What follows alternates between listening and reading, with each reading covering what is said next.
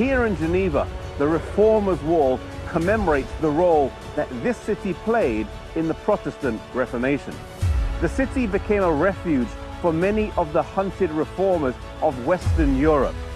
John Knox from Scotland spent several years here, and the Protestants of Holland and Spain and the Huguenots from France all sought refuge here in the city, but then carried the gospel from here elsewhere.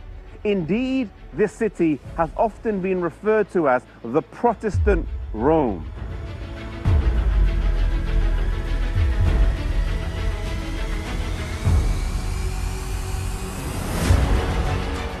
The city publicly accepted the Reformed faith on the 21st of May, 1536. And while Farel was a key player in the Reformation here, it was Calvin that would make this city famous. Some have referred to Calvin as the international reformer. Such was his influence beyond the boundaries of the city limits. The central idea that Calvin developed was that a consistent and coherent theological system could be derived and defended on the basis of the Bible. Calvin's greatest legacy was arguably not any doctrine, but rather a demonstration of how the Bible could serve as a foundation of a stable understanding of Christian belief and structures.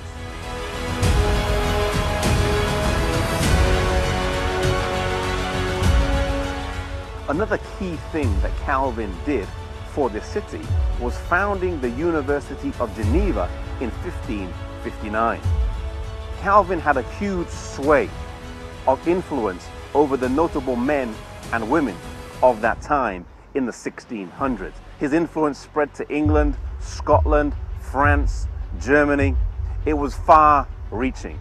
In fact, from this city, over 1,700 preachers were sent out to France alone. 1,785 congregations were formed in the country of France. And the preachers that were trained here had to secretly make their way over to France. They used an underground network system similar to the one used by the French during the resistance in World War II. They would sneak across the border and they would make their way from house to house until they reached their place of work in the country of France.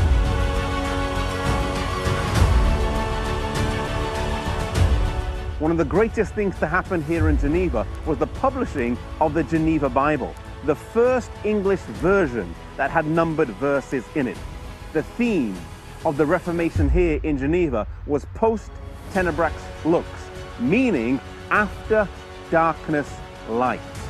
And truly, a lesson we can learn from the Reformation here was that when God's word is studied, when it is read, it takes the darkness of our minds away and brings light.